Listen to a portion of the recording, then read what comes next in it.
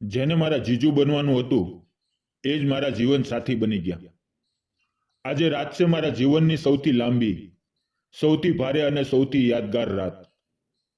રૂમમાં ફૂલોની સુગંધ ફેલાયેલી છે. લાલ ગુલાબના પાંદડા બેડ પર વેરાયેલા છે.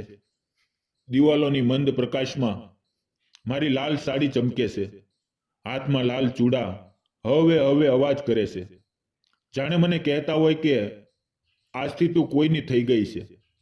પણ મારું મન શાંત નથી. હાથ કાપે છે, હૃદય ધડકે છે, આંખોમાં ઊંઘ નથી અને ડર છે. એક અજીબ ડર કે જેને હું હંમેશા જીજુ કહીને બોલાવતી હતી એ જ વ્યક્તિ આજે મારા પતિ છે અને થોડી વારમાં આ રૂમમાં આવશે. મારું નામ સુરેખા છે. અમારું ઘર અમદાવાદના મણિનગર વિસ્તારમાં છે. એક નાનકડી 2 રૂમની ફ્લેટમાં મમ્મી, પપ્પા, રૂપા અને હું રહેતા હતા. પપ્પા બેંકમાં ક્લાર્ક છે, મમ્મી ઘર સંભાળે છે અને થોડા ટ્યુશન પણ લે છે. રૂપા એમકોમ પૂરું કરીને એક પ્રાઇવેટ કંપનીમાં જોબ કરતી હતી. હું ત્યારે બીકોમના છેલ્લા વર્ષમાં હતી. અમારા ઘરમાં હંમેશા હસવું બોલવું રહેતું. રૂપા મને બહુ ચીડવતી. સુરુ, તું તો એકદમ ભોળી છે. કોઈ તને ઉઠાવી જશે તો પણ તને ખબર નહીં પડે. હું શરમાઈને હસી પડતી. અમારા ઘરમાં રૂપાના લગ્ન થવાના હતા. વિશાલ સાથે તેની સગાઈ થઈ હતી. વિશાલને પહેલી વાર જોયો ત્યારે મને લાગ્યું કે રૂપા ખરેખર નસીબદાર છે. ઊંચા ગોરા સ્મિતમાં એક અલગ જ મીઠાશ અને વાત કરવાની રીત એટલી વિનમ્ર કે કોઈ પણ તેની સાથે આરામથી વાતો કરી શકે. સગાઈના દિવસે ઘરમાં ધામધૂમ હતી. રૂપા લાલ લહેંગામાં રાજકુમારી લાગતી હતી. વિશાલ તેને જોઈને મુસ્કુરાતા રહ્યા. હું તેમની પાસે ગઈ અને ચા આપી. તેઓએ હસીને કહ્યું, થેન્ક યુ સાવઈજી. અને ત્યારથી તેઓ મારા જીજુ બની ગયા. સગાઈ પછી લગ્નની તૈયારીઓ શરૂ થઈ. અમે ત્રણેય, મમ્મી, રૂપા અને હું, મોવીને માર્કેટમાં જતા. સાડીઓ, દાગીના, શણગાર બધું જોઈએ તેમ પસંદ કરતા. રૂપા કહેતી, સુરુ, મારા લગ્ન પછી તારા લગ્નમાં હું તને આટલું બધું કરીશ. હું શરમાઈ જતી. વિશાલ ક્યારેક ઘરે આવતા. રૂપા બહાર મળવાનું ટાળતી, તેથી તેઓ ઘરે જ આવતા હતા. હું તેમને ચા નાસ્તો લાવી આપતી. વચ્ચે વચ્ચે મજાક કરતી, જીજુ, દીદીને આટલું બધું પંપર કરો છો, પછી લગ્ન પછી શું કરશો? તેઓ હસીને કહેતા, સાવઈજી, તું પણ આવજે ને, તને પણ પંપર કરશું. એ વાતમાં ક્યારેક કોઈ અન્ય અર્થ નહોતો. તેઓ મારા માટે હંમેશા જીજુ જ રહ્યા. લગ્નના દિવસથી સવાર હતી. ઘરમાં શહેનાઈ વાગતી હતી. મહેમાનો આવી રહ્યા હતા. રૂપા તેના રૂમમાં તૈયાર થવાની હતી. હું તેને મદદ કરવા ગઈ. તેનો ચહેરો થોડો ઉદાસ લાગતો હતો. મેં પૂછ્યું, દીદી શું થયું? નર્વસ છો? તેણે હસવાનો પ્રયત્ન કર્યો અને કહ્યું, ના, બસ એમ જ. પછી તે બાથરૂમમાં ગઈ અને બહુ સમય લગાવ્યો. બારાત આવી ગઈ હતી. વિશાલ ઘોડી પર બેઠા. ચારે તરફ નાચગાન. અચાનક મમ્મી દોડતા આવ્યા. સુરેખા, રૂપા ક્યાં છે? હું હસી પડી. મમ્મી તૈયાર થતી હશે. પણ રૂમમાં ગઈ તો રૂમ ખાલી હતો. બેડ પર એક ચિઠ્ઠી પડી હતી. મેં ચિઠ્ઠી ઉપાડી અને વાંચી. ધીમે ધીમે મારા હાથ કાપવા લાગ્યા. પ્રિયા, મમ્મી, પપ્પા અને સુરુ, મને માફ કરજો. હું વિશાલ સાથે લગ્ન કરી શકું તેમ નથી. મને અનિલને સાચો પ્રેમ છે અને અમે ઘણા સમયથી એકબીજાને ઓળખીએ છીએ. હું જાણું છું કે આ તમને દુઃખ આપશે, પણ હું મારા જીવનને ખોટું નથી બનાવવા માંગતી. હું અને અનિલ આજે જ ભાગી જઈએ છીએ. તમે મને માફ કરી દેજો અને સુરુનું ધ્યાન રાખજો. તે તમારી ખૂબ સારી દીકરી છે. રૂપા. મારા પગ તળેથી જમીન સરકી ગઈ. રૂપા ભાગી ગઈ. અનિલ કોણ છે?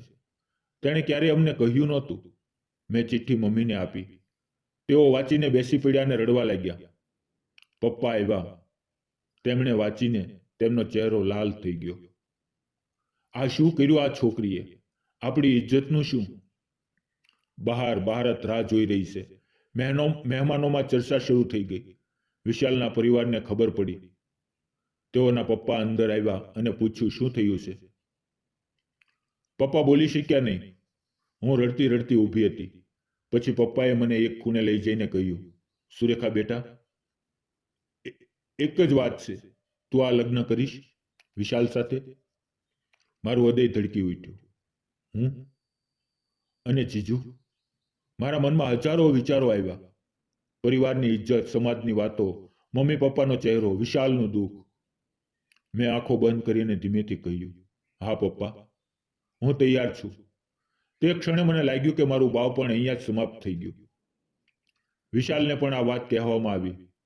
તેઓ શોકમાં હતા, ગુસ્સામાં હતા, પણ તેમણે પણ હા પાડી. લગ્ન થયા, પણ કોઈ ખુશી વગર. મંડપમાં બેઠીને હું રડતી હતી. વિશાલની આંખોમાં ગુસ્સો અને દુઃખ હતું. ફેરા થયા, સિંદૂર પડ્યું, મંગળસૂત્ર પહેરાવ્યું અને હું વિશાલની પત્ની બની ગઈ. વિદાય વખતે મમ્મી પપ્પા મને સાથી સરસીને રડ્યા, બેટા, તું અમારી શાન છે, તે આજે અમને બચાવી લીધા. હું પણ રડી પડી. વિશાલના ઘરે પહોંચી તેમનું કુટુંબ મને આવકાર્યું, પણ તેમની આંખોમાં પણ અસમજ હતી.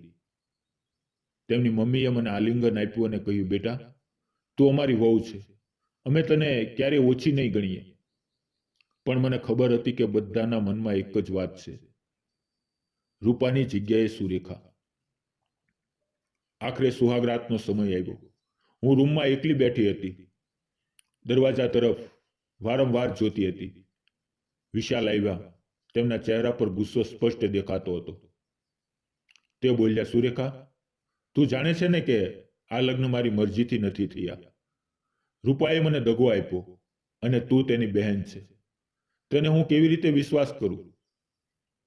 તેમના શબ્દો તીખા હતા, જાણે છરીની ધાર. મારું હૃદય તૂટી ગયું, પણ હું ચૂપ રહી. મને ખબર હતી કે આ ગુસ્સો મારા પર નથી, પરિસ્થિતિ પર છે, રૂપા પર છે.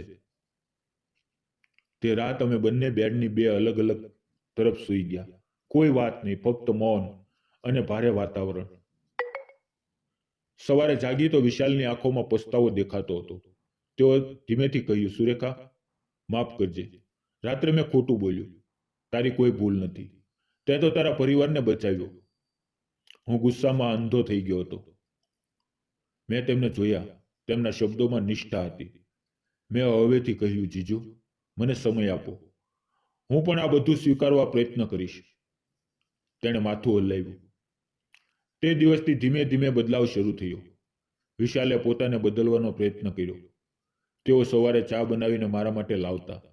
ઓફિસમાંથી આવીને મારી સાથે વાતો કરતા. શરૂઆતમાં વાતો ઘરના કામની, હવામાનની, પછી ધીમે ધીમે અમારા શોખની. મને ખબર પડી કે તેઓને પુસ્તક વાંચવાનો શોખ છે. મને પણ છે. એક દિવસ તે મારા માટે એક નવલકથા લાવ્યા. આ વાંચજે, મને ગમી હતી. મેં મુસ્કુરાઈને લીધી. વિશાલના ઘરમાં પણ હું ધીમે ધીમે ગોઠવાય. તેમની મમ્મી મને પુત્રી જેવું માનતા. તેમનો નાનો ભાઈ મને વહુ ભાભી કહીને ચીડવતો. એકવાર તેની મમ્મીએ કહ્યું, સુરેખા, તું આવી ત્યાંથી ઘરમાં ખુશી આવી છે. વિશાલ પણ બદલાઈ ગયો છે. મને આનંદ થયો. સમય પસાર થતો ગયો. 1 વર્ષ થયું. અમારા સંબંધમાં વિશ્વાસ વધ્યો, આદર વધ્યો અને પછી પ્રેમ આવ્યો. વિશાલ હવે મારા જીજુ નહોતા, મારા પતિ હતા, મારા જીવન સાથી હતા. એક રાત્રે તેઓએ મને આલિંગનમાં લીધી અને કહ્યું, સુરેખા, તે મારું જીવન બચાવ્યું. હું તને હંમેશા ખુશ રાખીશ. મેં તેની છાતી પર માથું રાખીને કહ્યું, અને તમે મારા માટે ભગવાનનું વરદાન છો. આજે જ્યારે હું પાછું ફરીને જોઉં છું, ત્યારે લાગે છે કે જીવનમાં ક્યારેક અણધાર્યા વાહકો સૌથી સુંદર સુખ આપી જાય છે. રૂપા ક્યાં છે તેની ખબર નથી, પણ હું તેને માફ કરી ચૂકી છું. તેને કારણે જ મને વિશાલ મળ્યા. મિત્રો, ગુસ્સામાં લીધેલા નિર્ણય જીવન બદલી શકે છે. સ્ત્રીનો ત્યાગ કમજોરી નથી, પણ શક્તિ છે. અને સાચા દિલથી માફી માંગીને અને બદલાઈને સંબંધને નવું જીવન આપી શકાય છે. તો મિત્રો, આ હતી આજની મારી વાર્તા. તમને કેવી લાગી કોમેન્ટમાં જરૂર જણાવજો. અને જો તમને વિડીયો પસંદ આવ્યો હોય તો વિડીયોને લાઈક કરજો અને ચેનલને સબસ્ક્રાઇબ કરવાનું ન ભૂલશો. આપ સૌ ગુજરાતી મિત્રોનો દિલથી ખૂબ ખૂબ